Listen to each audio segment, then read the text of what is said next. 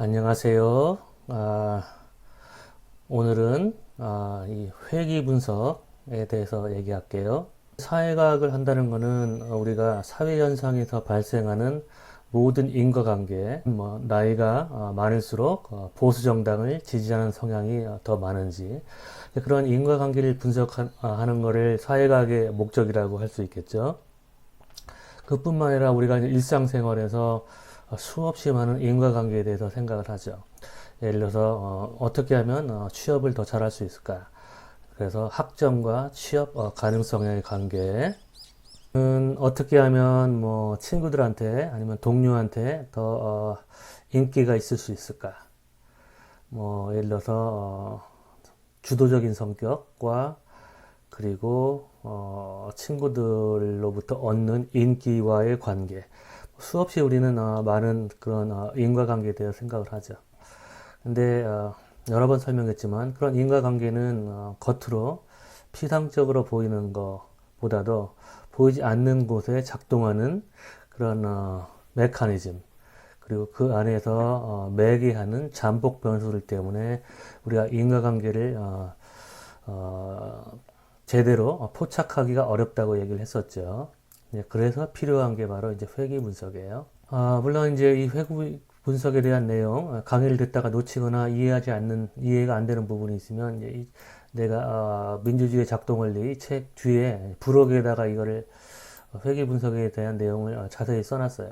그러니까 왜 이렇게 부록에다 써놨냐면, 조금 전에 얘기했듯이 이제 회귀 분석이라는 게 굉장히 중요한 개념이고, 근데 되게 이제 통계학을 배워야지만 회귀 분석, 그것도 후반부에 회귀 분석을 배우는데, 지금 내가 강의하는 거는, 통계학을 배우지 않고서도, 그러니까 수학적인 지식이 많이 없이도, 그러니까 이 회귀 분석의 원리를 통해서 여러분이 쉽게 이해할 수 있도록, 그렇게 부록에 내가, 회귀 분석에 대한 내용을, 마련을 한 거예요. 이제 이 생각을 왜 하게 되냐면, 내가 이제 박사과정 때, 석사 때 통계학을 배웠는데 굉장히 뭐 통계 공식도 배우고 수학적으로 많이 통계를 배웠는데 그게 도대체 왜 이 통계를 쓰는지에 대해서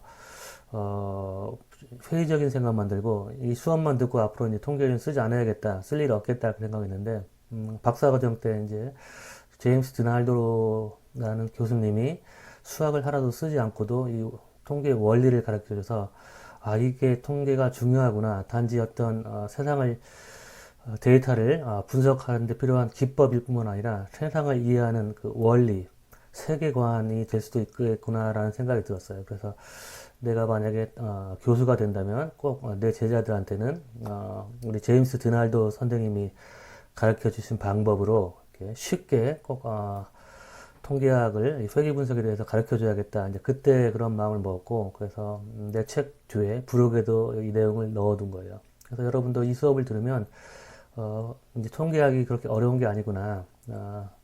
그걸 알게 되고 이 방법을 여러분이 남은 인생에 사용해서 남들보다 더 분석적인 그런 생각을 하고 또 남들보다 차별적인 그런 분석 결과를 내놓을 수 있는 그런 사람이 되기를 원해요. 자, 일단은 아까도 얘기했지만 이 회귀 분석이라는 건 이제 인과관계 분석을 하기 위한 것이고 이제 통계는 굉장히 굵게 두 파트로 나누면 하나는 통계적인 추론이에요. 통계적 추론. 그러니까 통계적 추론은 이제 정의분에서 앞부분에서 이제 배워요. 통계적인 추론이라는 거는 우리가 모집단을 관찰할 수 없기 때문에 일부만 관찰해서 우리가 일부를 통해서 전체의 모습을 추측하는 거를 체계적으로 하는 방법이에요. 그래서 랜덤 샘플링, 그러니까 무작위 추출을 통해서 일부를 가지고 샘플을 통해서, 즉 표본을 통해서 전체의 모습을 추측하는 방법. 그리고 이제 그 추측할 때 신뢰도에 문제가 생기는데, 왜냐하면 전체를 다 관찰하지 않고 일부만 관찰하기 때문에 그 일부를 통해서 얻은 지식이 어느 정도 신뢰도가 있는지가 이제 그게 문제가 되겠죠. 그래서 그 신뢰도를 어떻게 우리가 추측하는지, 그게 바로 통계적인 추론에 나오는 내용이고, 그게 이제 통계학의 반절을 차지하는 거고, 이제 나머지 반절은 이제 인과관계 분석이에요. 인과관계 분석을 하는데 이제 이 회귀 분석이 매우 유용하게 사용돼요. 이 두 내용만 원리만 깨달으면 여러분은 이제 통계 기본적인 내용을 다 배웠다고 생각할 수 있어요. 그러니까 정기분 시간에 이제 이 두 문제를 다루기 때문에 여러분이 통계의 이제 기초를 완전히 다 습득할 수 있게 되겠죠. 그 다음부터 조금 더 기술적이고 복잡한 내용은 여러분이 이제 통계 수업을 조금 더 어드밴스된 통계 수업을 들으면 되겠어요. 이 두 수업 시간에는 이제 거의 수학을 쓰지 않고 내가 통계 원리를 이제 가르치려고 노력을 하고 있죠. 그래서 오늘은 인과관계 분석에 필요한 회귀 분석. 자, 여기서 이 데이터가 보여주는 건 뭐냐면, 여당 대선 후보. 그러니까 한국은 이제 단임제이기 때문에, 대통령 선거가 있으면 이제 전직 대통령이, 대통령 선거에 나오지 못하죠. 그러니까 미국은 이제 중임제이기 때문에, 현직 대통령, 지금 트럼프가, 이번, 가을에, 대선에 나올 수가 있겠죠. 근데 이제 이 여당 대선 후보에 어떤 변수가 영향을 미치는지에 이제 관심이 있겠죠. 미국의 선거에서 가장 중요한 것은 대통령 선거이고 그 대통령 선거에 어떤 변수들이 가장 중요한 영향력을 미치는가가 이제 가장 중요한 연구거리라고 얘기할 수 있겠죠. 그럼 이제 미국에는 이처럼 이제 소득 증가,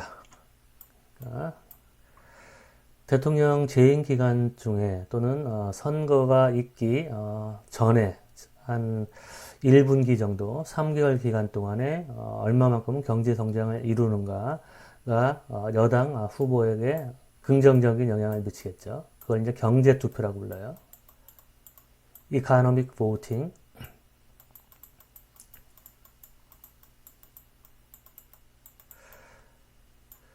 그래서 일반적으로는 민주주의 이론에서는 이제 대통령이 국정 운영을 잘해서 재임 기간 중에 국가를 경제적으로 잘 살게 해주면 거기에 대한 이제 보답으로 유권자들이 지지표를 던져주고 만약에 경제 운영을 잘못하면은 현직 대통령을 심판한다라는 게 이제 민주주의 이론 중에 하나죠. 근데 최근에 Democracy for Realists, 현실주의자의 민주주의라는 책에서 미국 유권자들은 어떻게 경제 투표를 하냐면 전직 대통령, 현직 대통령이겠죠. 현직 대통령의 재임 기간 동안에 이룬 성과를 보고 투표하는 게 아니라 선거 직전에 1분기 동안에 그런 성과를 보고 투표하는 성향이 있다. 그러니까 매우 근시안적인 투표를 한다라는 시각을 내놨어요. 그렇기 때문에 유권자들이 그렇게 합리적이지 않다. 그러니까 국정 운영을 장기간 동안에 그렇게 평가를 하는 게 아니라 단기간 동안에 평가를 하게 되고 따라서 이를 아는 주로 공화당 같은 경우가 선거 직전에 경기 부양책을 펴서 유권자들로 하여금 반짝 경기가 좋아졌다는 생각을 하게 만들어서 표를 얻는다는 거예요. 어떻게 보면 지금 뭐 코로나 사태가 있어서 트럼프가 공화당임에도 불구하고 1인당 1,200불씩 나눠주고 있거든요. 이것도 이제 말하자면 그런 정책 전략의 일환으로 볼 수가 있겠죠.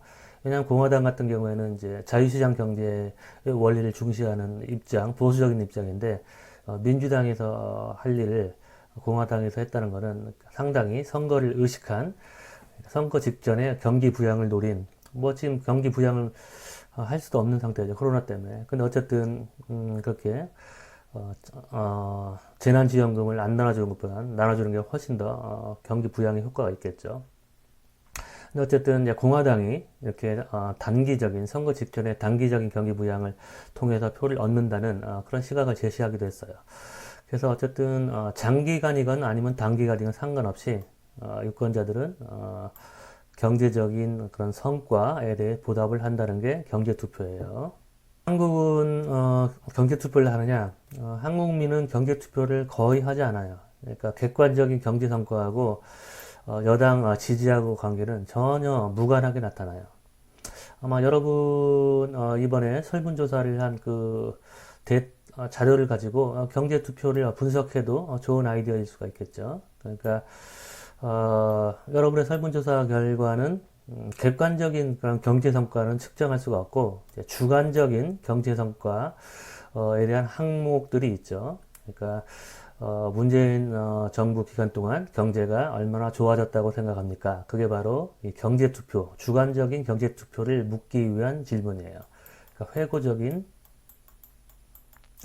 회고적 경제 투표, 회고적 투표.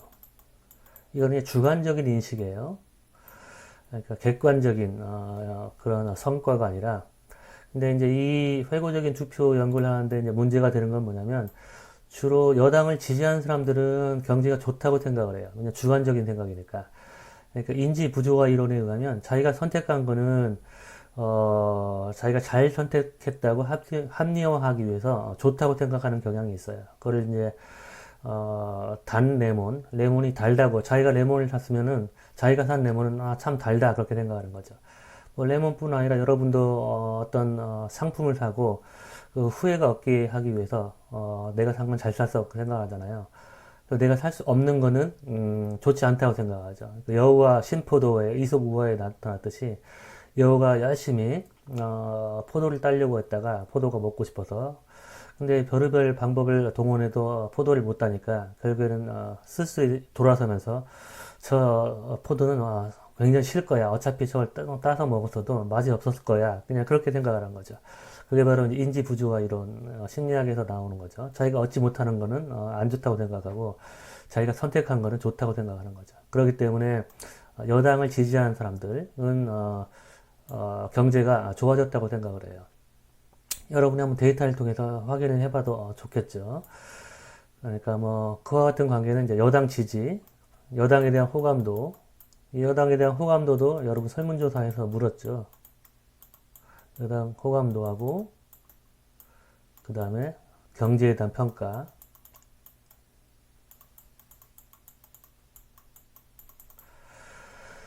그리고 또 이 경제투표, 주관적인 경제투표는 이제 전망적 투표가 전망 투표를 또 분석하기도 해요. 전망 투표는 뭐냐면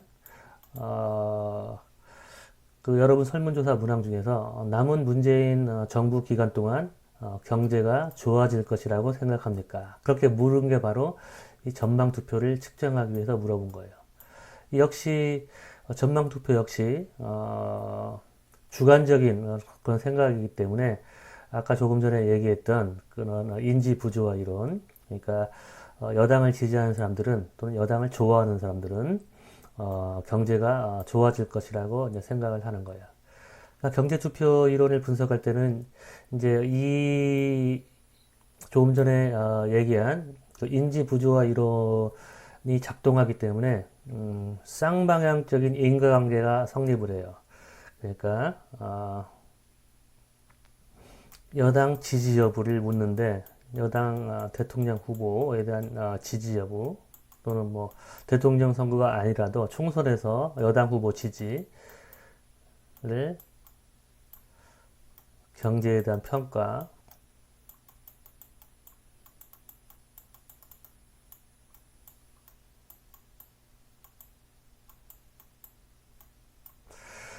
그래서 경제에 대한 평가가 좋으면은 여당을 지지한다는 게 경제투표 이론인데 근데 거꾸로 여당을 지지하는 사람은 또 경제를 좋게 평가하는 성향이 있어요.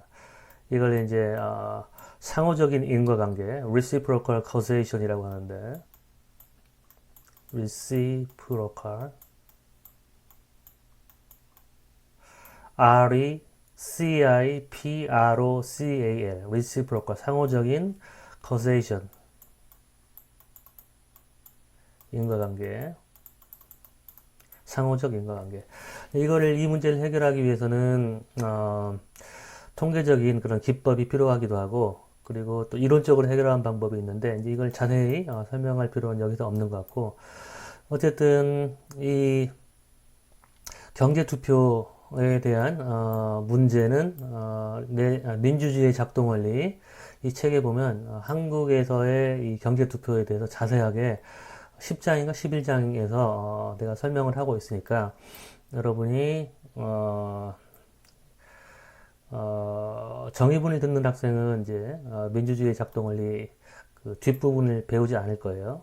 그런데 어차피 정의분에서도 이 책을 교재로 쓰기 때문에 여러분이 관심이 있으면 그 책에 뭐 10장이나 11장 정확히 모르겠지만 이제 그걸 참고하시면 되고 그리고 여론과 성과 경쟁을 듣는 학생은 이제 후반부에 이 수업 후반부에 그 챕터를 이제 배울 거예요. 근데 여러분이 예습을 한다는 생각으로 어차피 지금 여러분 리포트를 쓰는데 경제 투표에 대해서 한번 분석을 해보고 싶다.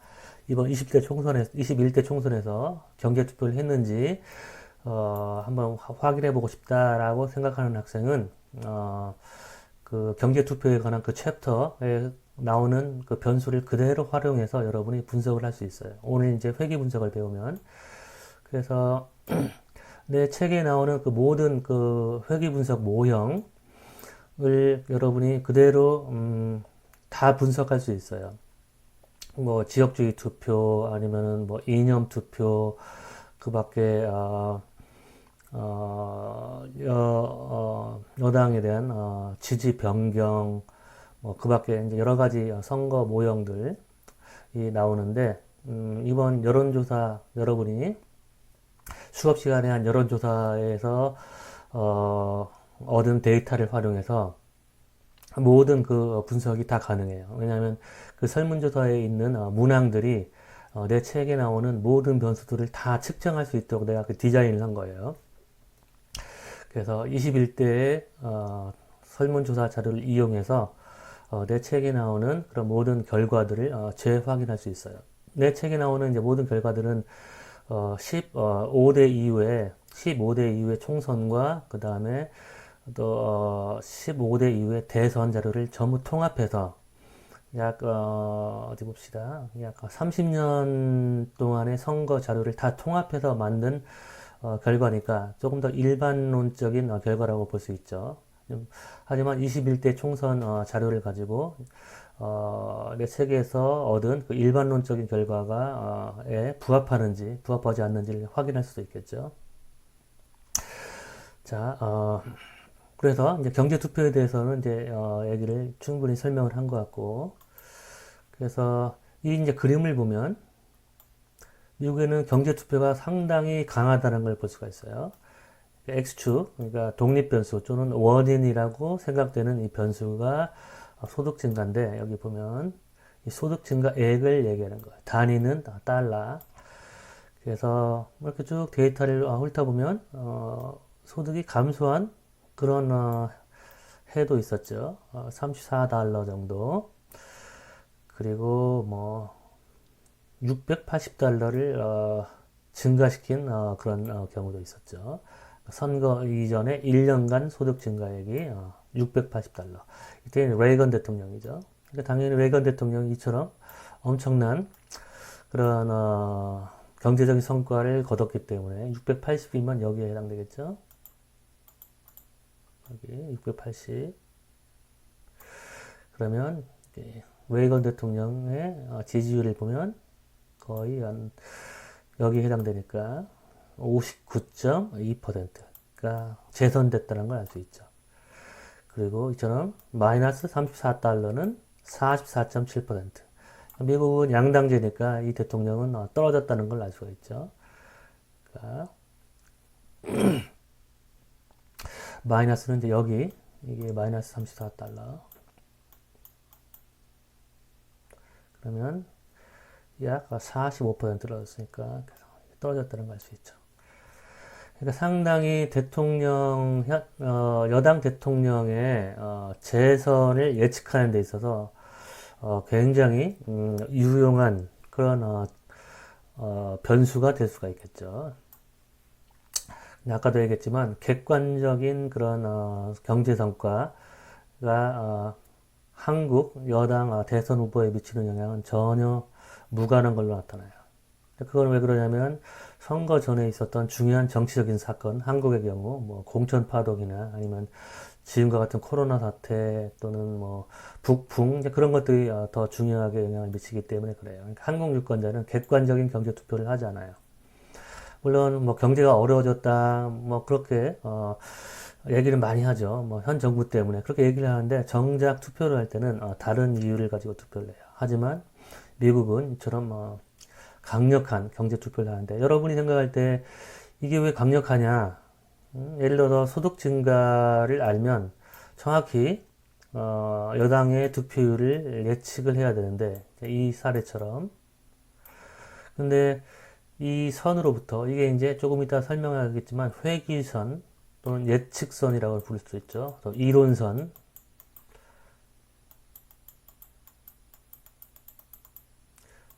예측선, 또는 뭐 이론적인 관계로 볼 수 있죠. 소득 증가와 대통령 득표율과의 이론적인 관계. 그러니까 이론선이라도 볼 수 있죠. 근데 이제 이 각 사례들은 이제 경험적인 결과, 현실이죠. 그러니까 이거는 이제 이론이고, 선은 이론이고, 이거는 현실이죠. 그 현실과 이론과의 괴리가 상당히 있죠. 그러니까 이론에 의하면, 예를 들어가지고, 680, 그러니까 1984년에 의하면 레이건 대통령의 $680를 증가시켰기 때문에, 이론에 의하면, 이처럼 엄청난 득표율을 얻어야겠죠. 그리고 또는 1976년에 볼게요. 1976년의 경우에 $286를 증가시켰죠. 평균이 $230인데 평균보다 소득을 더 증가시켰죠. 그러면 이론에 의하면 이 정도의 지금 아까 1976년을 봤죠, 이거. 그러니까 이 정도 $286를 증가시키면 이론에 의하면 이 정도의 득표를 해야 되죠. 선거 이겨야 되는 거죠. 여기가 50%니까 여기가 50%. 선거에 이겨야 되는데 이 사람은 48.9% 선거에 졌죠. 그러니까 이론과 현실과의 괴리가 이제 이렇게 현실과 이론과의 괴리는 이 지금 조금 전에 그은 선들 이게 바로 현실과 이론과의 괴리죠. 이 이론선 위에 놓여 있는 이런 사례들 빨간색으로 표시할게요. 이와 같은 사례는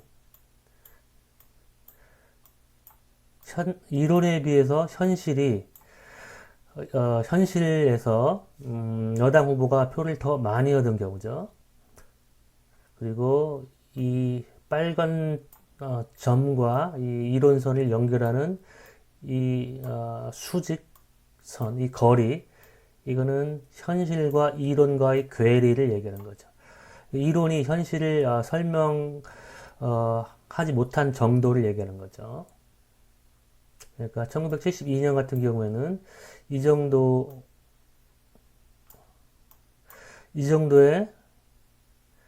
경제 성과를 이뤘다면, 이 정도의 경제 성과를 이뤘다면, 이 정도만 표를 얻어야 되는 거죠. 이 정도만. 근데 그보다 훨씬 더 많은, 플러스, 이 정도의 괴리가 있는 거죠. 그래서 이거를 이제 잔차라고 불러요. 잔반 할 때, 남아있다. 잔차. 뭐가 남아있느냐? 이 차이는 오차, 차이. 남아있는 차이. 그러니까 아까도 얘기했지만 이 차이는 현실과 이론과의 괴리, 현실과 이론과의 차이. 그러니까 즉 잔체는 뭐냐면 여기에서 소득 증가로 여당 득표율을 설명하고 나서 남은 괴리. 그러니까 이론으로 현실을 다 설명하지 못하고 남아있는 괴리를 얘기하는 거죠. 그러니까 이론과 현실과의 괴리인데 현실과 괴리 또는 차이, 괴리. 근데 남아있는 차이인데 뭐가 남아있느냐? 이론, 그러니까 소득 증가로 설명을 하고 미처 다 설명을 다 하지 못하고 남아있는 부분. 이 바로 잔차예요. 그리고 이 이론적인 선 밑에 있는 이 사례들, 현실 사례들은 마이너스 잔차, 마이너스, 그리고 또 이렇게 마이너스 잔차가 있죠. 이거는 뭐냐면 이론에 비해서 현실 세계에서 여당 후보가 표를 덜 얻은 경우죠. 그렇다면 왜 이처럼 플러스 잔차하고 마이너스 잔차가 생기느냐? 그 이유는 다른 변수들이 있기 때문에 그런 거죠. 그러니까 소득 증가 말고 소득 증가 외에 다른 변수들 때문에. 또 하나는 측정의 오류.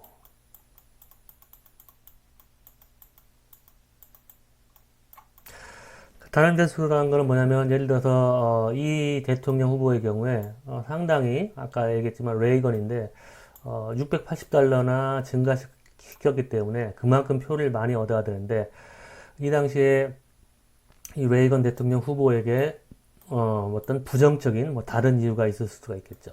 예를 들어 가지고 레이건 대통령의 건강 상태, 레이건 대통령이 굉장히 나이가 많았죠. 이 당시에. 뭐, 그 밖에 뭐, 이 대통령 후보의 부정적인 다른 여러 가지 이제 변수들이 있기 때문에 우리가 예상한 것만큼 표를 얻지 못한 거예요. 그러니까 이론적으로 680달러를 증가시키면 이처럼 많은 득표를 하리라고 예상했는데 다른 이유가 있어서 그만큼 득표를 못한 거예요. 그리고 이제 플러스 잔차, 플러스 잔차는 뭐냐? 영어로 residual이라고 불러요. residual. 플러스 잔차는 왜 생겼느냐? 이 대통령 후보 같은 경우에는 경제를 이 정도만 발전시켰는데도 불구하고 엄청나게 많은 득표를 냈잖아요. 그러니까 이 당시에 이 대통령에게 유리한 여러 가지 다른 원인들이 발생했기 때문에 그런 거예요. 뭐 개인적으로 이 대통령이 어떤 매력이 있거나 뭐 카리스마가 있거나 아니면 뭐 이 당시에 뭐 다른 어떤 외교적인 호재가 있었거나 여러 가지 그런 원인들이 있었기 때문에 소득 증가만으로 설명할 수 없는 다른 이유들 때문에 이 대통령은 소득 증가가 예측하는 거에 비해서 훨씬 더 많은 득표를 한 거예요. 그렇기 때문에 아까도 처음에 내가 왜 이 잔차에 대해 설명을 했느냐, 여러분이 생각할 때 이 예측선, 이론선보다 상당히 멀리 현실은 떨어져 있잖아요. 그 현실과 이론과의 괴리가 상당하다고 볼 수 있죠. 근데 왜 이게 굉장히 소득 증가가 여당 후보 득표를 설명하는데 엄청난 중요한 그런 변수로 작동할 수 있느냐? 라고 여러분이 질문을 던질 수 있겠죠. 근데 대부분의 이 사회가 아마 자연과학에서도 마찬가지일 거예요. 어떤 원인이 어떤 결과를 초래했을 때는 한 가지 원인만 어떤 결과를 초래하는 게 아니라 수백만, 수천만 가지의 원인이 있겠죠. 예를 들어서 여러분이 취업, 어떻게 하면 취업을 잘할 수 있을까? 이제 그런 질문을 던진다면 여러분이 취업이 잘 되게 하는 데는 뭐 여러분의 성적도 있고 여러분의 스펙도 있고 여러분의 뭐 성격도 있고 운도 있고 뭐 수없이 많은 원인들이 여러분의 취업에 영향을 미치죠. 그렇기 때문에 이 그림은 지금 한 가지 변수로만 여당 후보 득표를 설명하는 거잖아요. 그러니까 조금 전에 얘기했듯이 이 잔차를 구성하는 수없이 많은 원인들이 있기 때문에 이처럼 현실과 이론과의 괴리는 발생할 수밖에 없고 그나마 이 한 변수로, 한 가지 변수로 여당 후보 득표를 이 정도 설명한다는 것은 굉장히 많은 설명력을 가진 거예요. 그래서 여기 보면은 지금 여기 파란색에 가려가지고 잘 안 보이는데 이제 49.8%, 0.498. 그러니까 여러분이 대통령 선거 전에 1년 동안 경제가 얼마만큼 발전했는지, 소득이 얼마만큼 증가했는지를 알면 여당 후보의 득표율을 50% 설명할 수 있다는 거예요. 그러니까 반을 설명할 수 있다는 거예요. 이게 무슨 의미냐? 조금 전에 예를 돌아가서 여러분이 취업을 할 때 어떻게 하면 내가 취업을 잘할 수 있을까라고 관심이 많이 있죠. 그러면 여러분이 나한테 물어볼 거예요. 어떻게 하면 선생님 취업을 잘할까요? 그러면 내가 뭐 수백만 가지 이유를 다 여러분에게 들 수 있겠죠. 뭐 예를 들어서 조금 전에 얘기했듯이 성적도 좋아야 되고 뭐 영어 성적도 높아야 되고 뭐 여러 가지 그런 뭐 자격증도 따야 되고 뭐 이런저런 스펙도 해야 되고 그다음에 뭐 학생회장 경력 그다음에 뭐 해외 뭐 어학연수 경력 뭐 등등등등 그렇게 얘기를 하면 여러분 도대체 어떤 게 제일 중요하다는 거예요. 그렇게 묻겠죠. 근데 가장 중요한 거 하나만 알려주세요. 그럼 만약에 여러분의 성적이라고 하면 성적은 내가 볼 때는 별로 영향이 없지만 성적이라고 했는데 그 성적이 여러분이 취업을 예측함에 있어서 50%반 정도를 다 설명한다고 봐요. 그 조금 전에 얘기한 수없이 많은 원인들 중에 그 하나의 변수로 성적이란 변수로 여러분의 취업 가능성을 반을 설명할 수 있다면 반을 예측할 수 있다면 여러분 다른 것보다 성적을 올리는 데 집중할 수 있겠죠.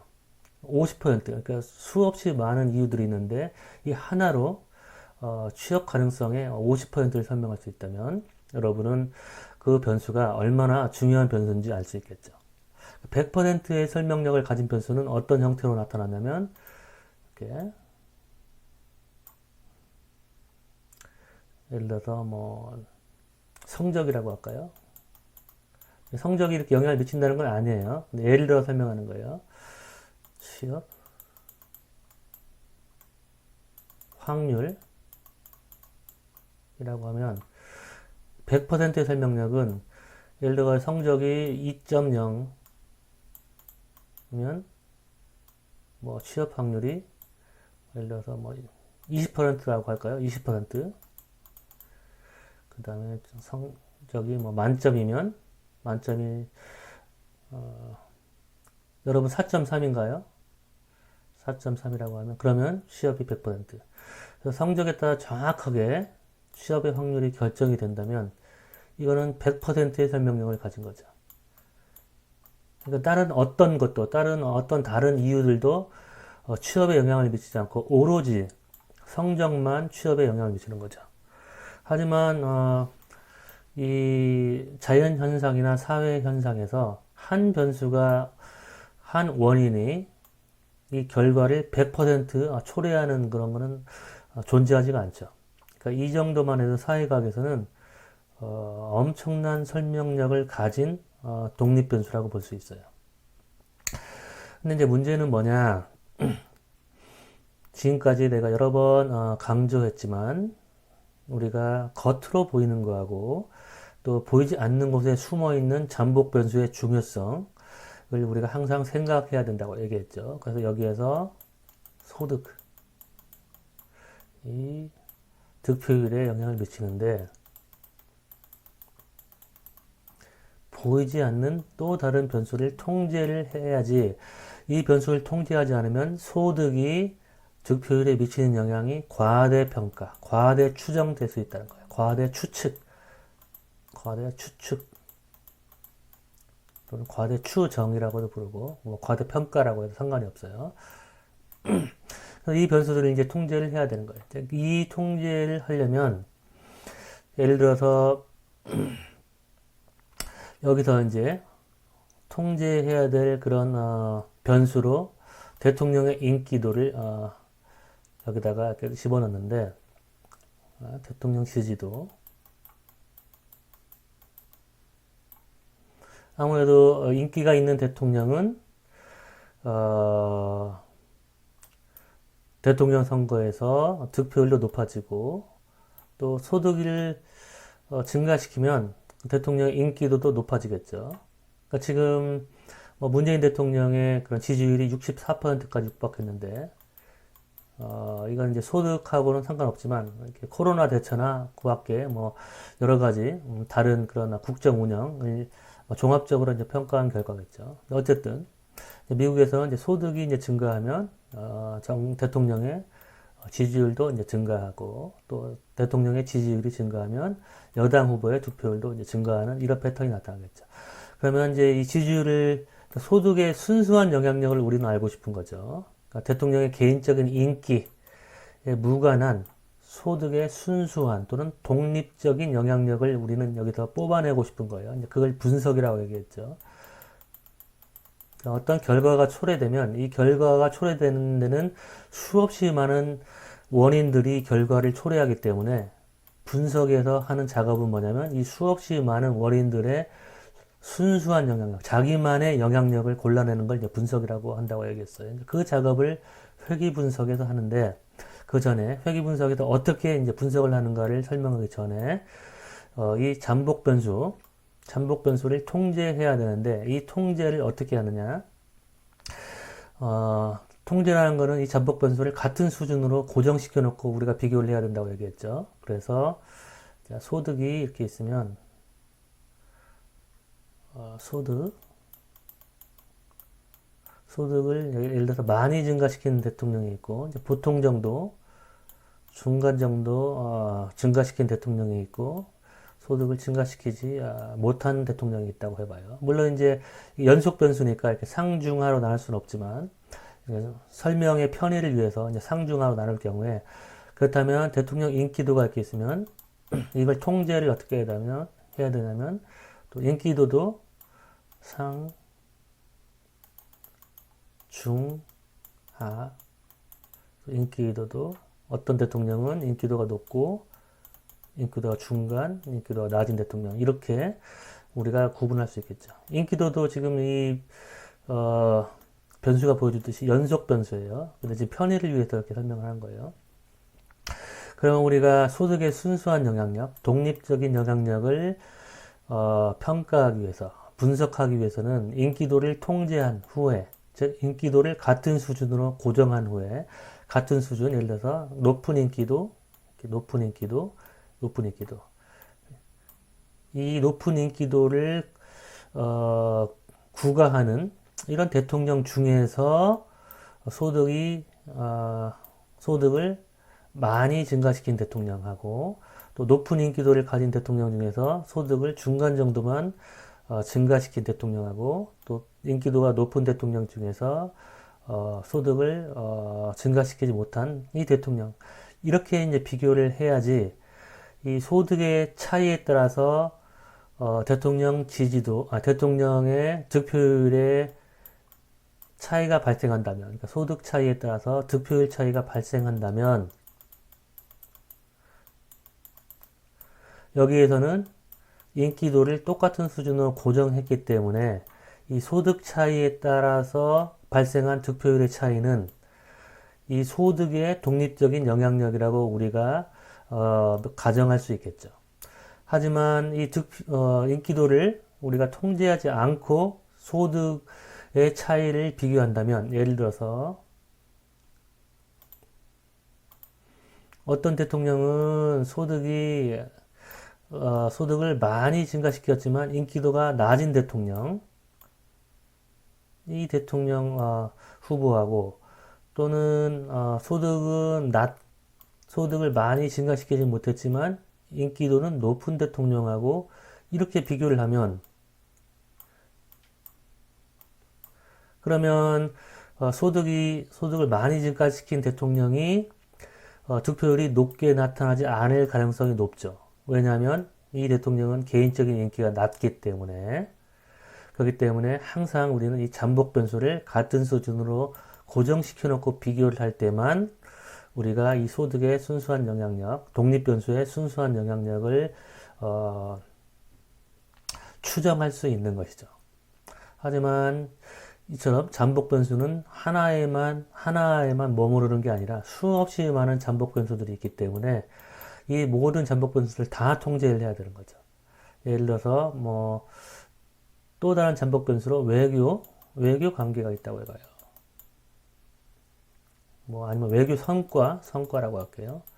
또 외교 성과도 통제를 해야 되는 거죠. 그러면 인기도를 통제했고 조금 전에 또 외교 성과를 또 통제해야 되는 거죠. 외교 성과.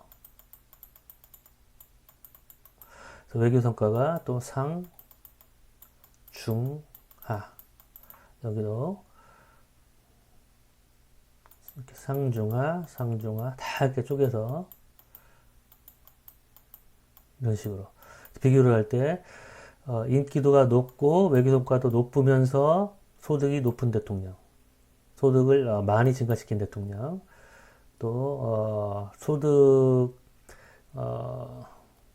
소득을 중간 정도 증가시켰으면서 인기도는 높고 그 다음에 인기도는 높고 여기 인기도는 높고 그 다음에 외교성과도 높은 대통령. 중상상, 여기는 상상상, 여기는 하상상. 이렇게 또 비교를 해야 되는 거죠. 그러니까 굉장히 이제 통제가 복잡해지죠. 또 다른 변수가 있으면 이걸 또 나눠야 되니까 이 엄청난 이제 복잡한 작업을 하려면 인간의 두뇌로서는 점점 복잡해지니까 힘들어지고 그 다음에 또 엄청나게 많은 사례가 있어야 되는 거죠. 모든 이 변수를 다 통제하려면 이 모든 사례들이 다 있어야 되니까 그렇기 때문에 이런 수작업에 의한 통제는 매우 어렵기 때문에 회귀 분석을 통해서 아주 간단하게 자료를 입력하고 회귀 분석이라는 버튼 하나, 통계 프로그램의 단추 버튼 하나만 딱 클릭하면 이 결과가 쪼르륵 나오게 하는 게 바로 이 회귀 분석이에요. 그러니까 우리가 분석을 할 때 제일 중요한 거는 잠복 변수를 통제를 해야 되는데 이 잠복 변수 통제가 매우 복잡하고 까다로운데 그거를 매우 쉽게 해주는 게 바로 통계학의 회귀 분석이에요. 그러니까 매우 유용한 방법이라고 얘기할 수 있겠죠. 그렇다면 도대체 회귀 분석이 무슨 어떤 마법이 있길래 무슨 매직이길래 그렇게 이런 복잡한 통제를 간단하게 하느냐. 원리만 알면 굉장히 간단해요. 자, 조금 전에 설명했던 내용을 이제 도표로 표시를 한 거예요. 소득 증가가 독립 변수고 종속 변수가 여당 후보 득표율인데 문제는 뭐냐면 이 둘만의 관계, 피상적인 관계를 우리가 보게 되면 이 독립 변수가 종속 변수에 미치는 영향을 과대평가하거나 또는 때에 따라서는 과소평가할 때도 있어요. 그렇기 때문에 다른 잠복 변수를 통제를 해야 된다. 그 예로서 피상적인 관찰과 통제된 비교를 이렇게 비교해 놓고 보면 여기 통제를 하지 않은 경우에 예를 들어서 1952년에 여당 대선 후보의 득표율이 44.6%밖에 안 돼요. 그리고 1956년에는 57.8%. 그러면 자, 이 독립 변수를 보면 81달러를 증가시켰어요. 1952년에 1956년에는 170달러. 그러면 이제 요것만 보면 어떻게 생각할 수 있냐면 대통령이 소득을 이만큼 증가시켰기 때문에 81달러에서 170달러 두 대통령 사이에는 이런 차이가 있기 때문에 이처럼 득표율 차이가 있구나 라고 생각할 수 있겠죠. 근데 문제는 뭐냐면 이 대통령의 지지도를 보면 1952년 때 이때 여당 후보의 지지도는 32%밖에 안 돼요. 1956년에는 75%가 돼요. 그렇다면 이 여당 대선 후보 득표율이 이처럼 증가한 이유가 소득을 이만큼 더 증가시켜서 그런지, 그러니까 81달러에서 170달러면 차이가 89인가요? 89달러를 더 증가시켰나요? 그러니까 이 소득을 더 증가시켰기 때문에 이처럼 득표율이 증가한 건지 아니면 대통령 지지도가 이처럼 32%에서 75% 자그만치 43%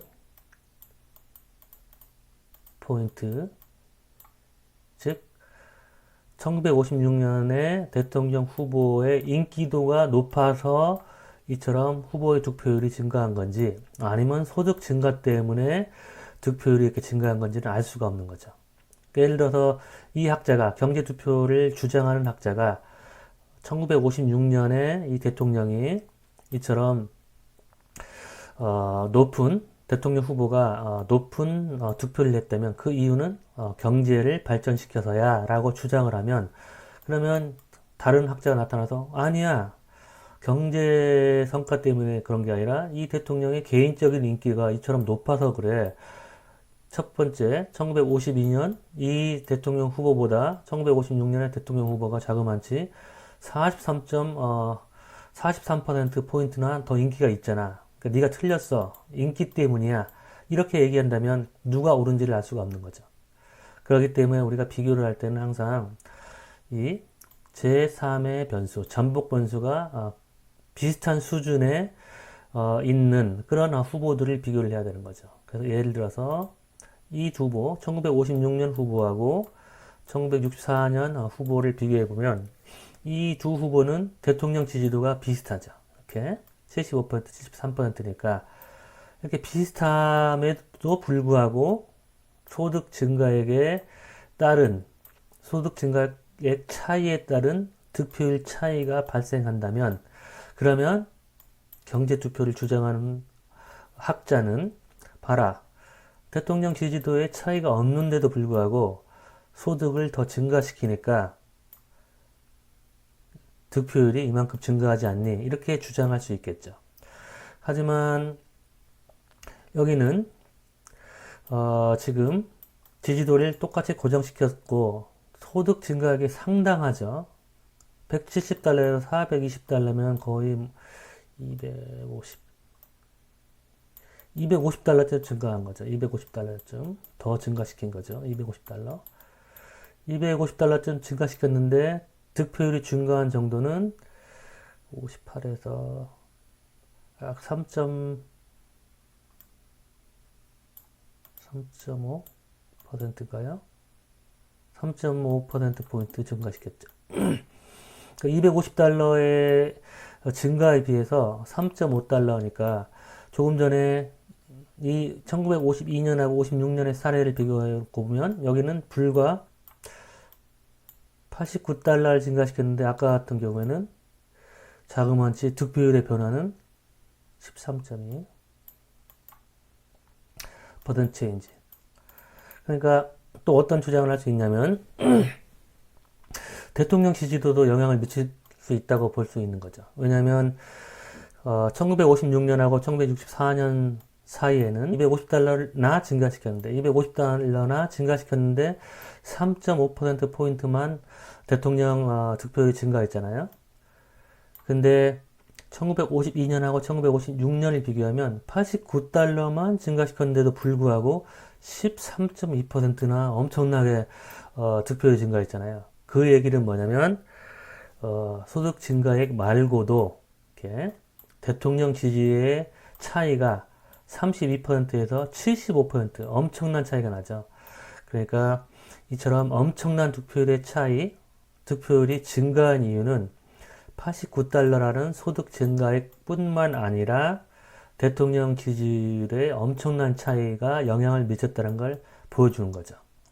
그러니까 달리 얘기하면 이 소득 증가가 여당 후보 득표율에 미치는 영향뿐만 아니라 이것도 존재하고 또 대통령 지지율의 차이가 여당 후보 득표율 차이에 미치는 영향 이것도 존재한다는 것을 보여주는 거죠. 문제는 뭐냐면 이제 이게 이 관계가 성립하는지 그러니까 소득을 증가시키면 대통령 지지율도 증가하는지 이걸 보여줘야지 이 변수를 통제할 필요가 있는 것이죠. 그러니까 이 잠복 변수가 있는데 이 잠복 변수가 독립 변수하고 상관이 없거나 또는 종속 변수하고 상관이 없거나 아니면은 이 독립 변수, 종속 변수 모두하고도 상관이 없다면 이 변수는 통제할 필요가 없는 거예요. 그렇기 때문에 지금 이 도표를 통해서 우리가 확인한 거는 뭘 확인했냐면 소득 증가가 여당 후보 득표율에 영향을 미친다는 걸 확인했죠. 왜냐? 대통령 지지도를 똑같은 수준으로 고정했을 때